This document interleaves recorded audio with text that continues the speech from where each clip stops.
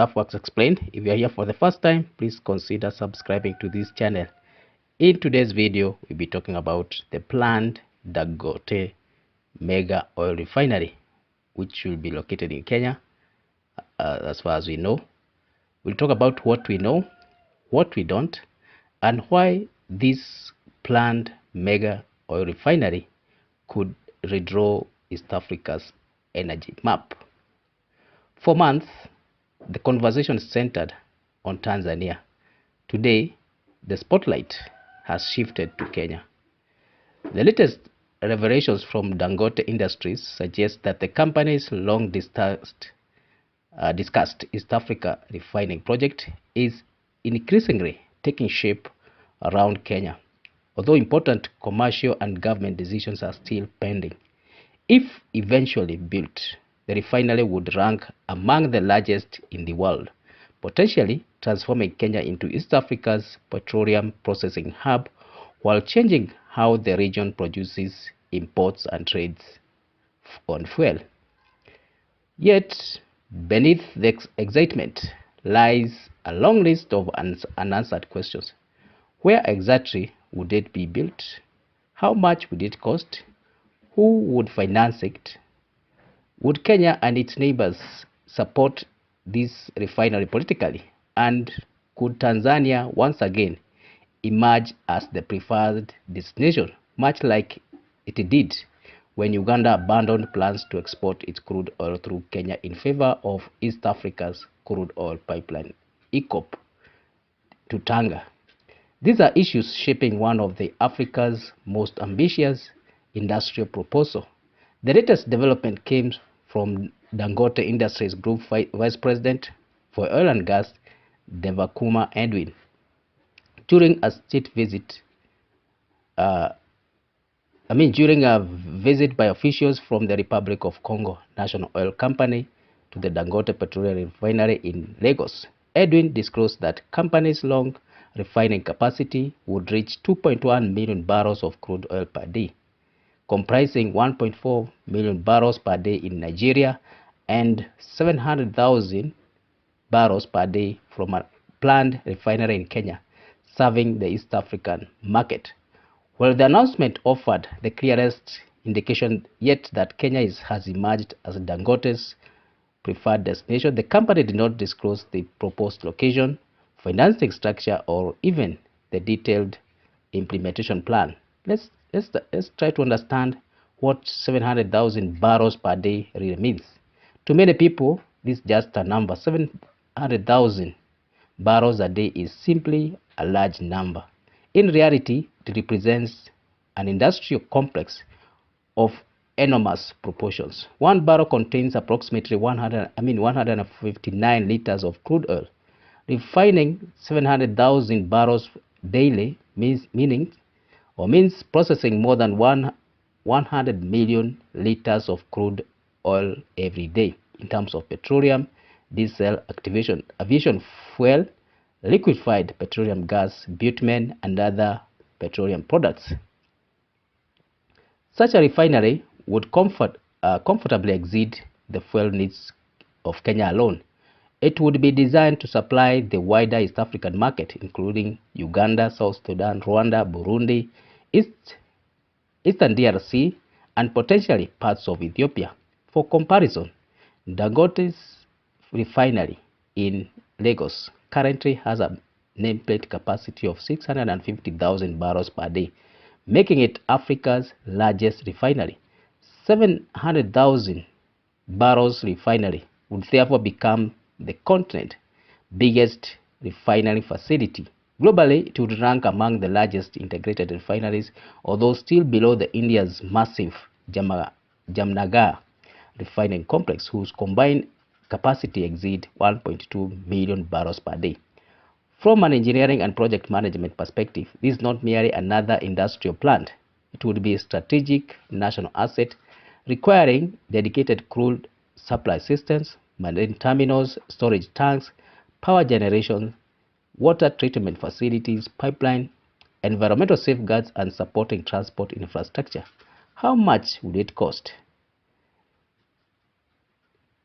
Dangote Industries has not officially announced the project budget. However, Dangote himself recently estimated that constructing such a refinery in East Africa would require between 15 billion US dollars and 17 million US dollars, making it one of the largest private investment ever contemplated in the region.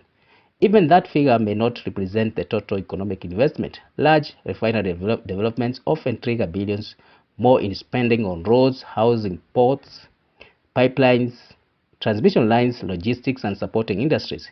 If one lesson has emerged from building the Lagos refinery, it is that mega projects rarely remain static. Costs evolve, designs change, as well as unforeseen engineering challenges emerge during construction. Can it really be completed in 4 or 5 years? Earlier this year, Aliko Dangote told leaders that if governments reached agreements, the refinery could be completed within 4 to 5 years. On paper, that timetable appears ambitious but not impossible.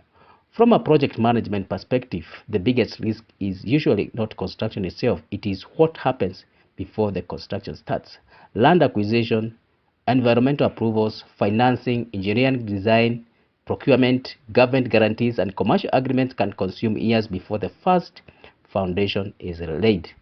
The Lagos refinery itself took significantly longer than initially anticipated during the financing challenges, foreign exchange constraints, logistics, and sheer complexity of delivering one of the world's largest single train refineries.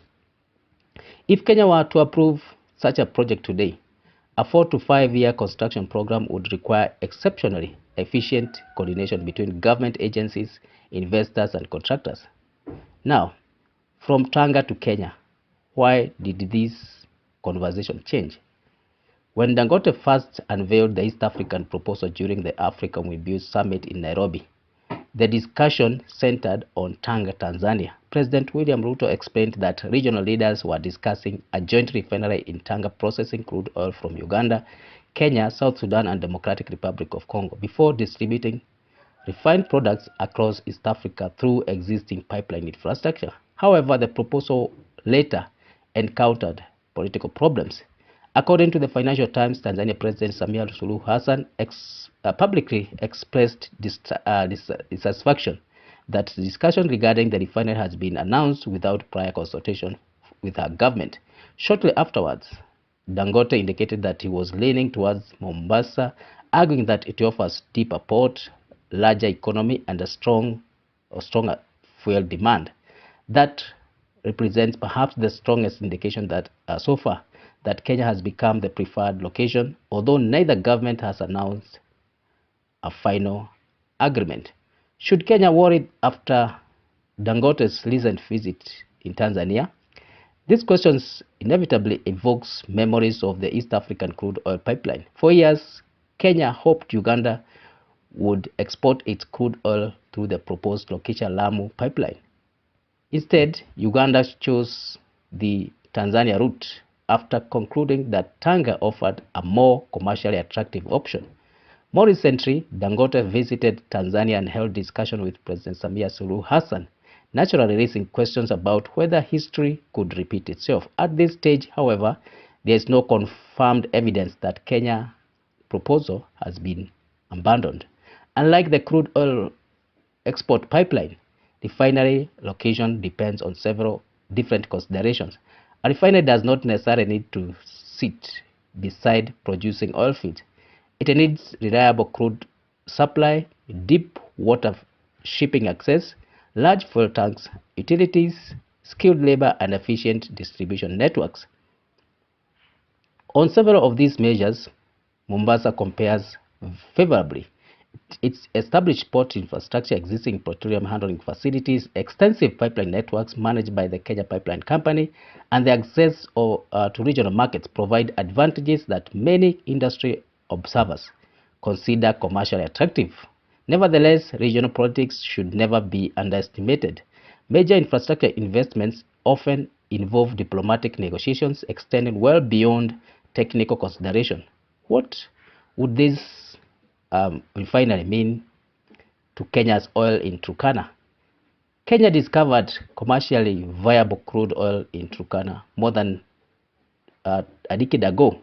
Yet, despite successful pilot exports, commercial production has remained stalled because of financing constraints, uncertain economics and changing market conditions, as well as absence of export infrastructure. A refinery of this scale could fundamentally change that conversation.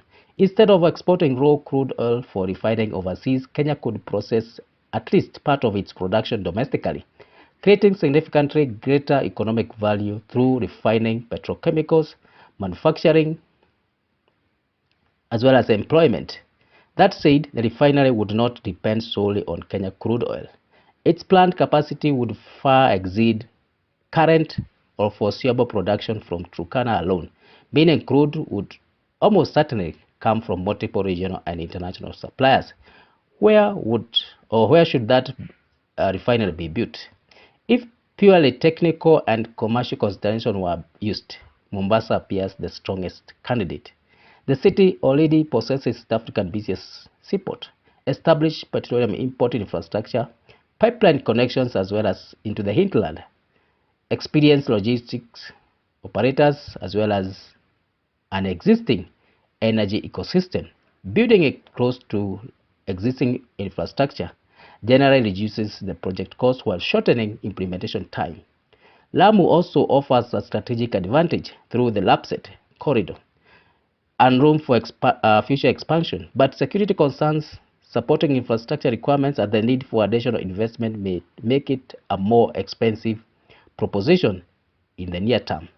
Ultimately, site selection should be guided by engineering and environmental commercial studies rather than political consideration.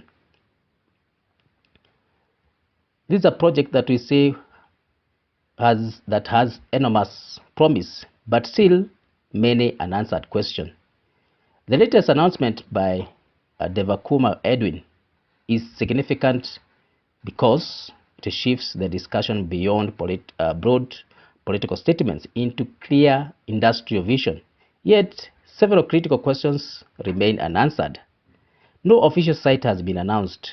No financing package has been unveiled.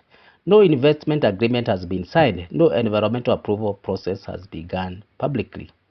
Those gaps should not be interpreted as evidence that the project will fail. Rather, they reflect the reality of developing mega projects whose preparation often takes years before construction starts. If realized, the refinery would rank among Africa's most transformative industrial investment, strengthening regional energy security, reducing dependence on imported fuel, and position Kenya as a strategic petroleum hub for East Africa. But until formal agreements are concluded and construction starts, the proposal remains exactly that, a proposal, albeit one backed by Africa's most successful industrial conglomerate. For Kenya, the opportunity is substantial. The challenge will be converting investor interest into signed agreement, bankable financing, as well as a project delivered on time and within budget. If that happens, the refinery would not simply change Kenya's energy sector, it could reshape East Africa's industrial future for decades. So thank you for reaching this far. If this is your first time here, please consider subscribing to this channel. You can also leave a comment and tell us your thoughts about this planned huge oil refinery in Kenya. So thank you, and let us meet in the next one.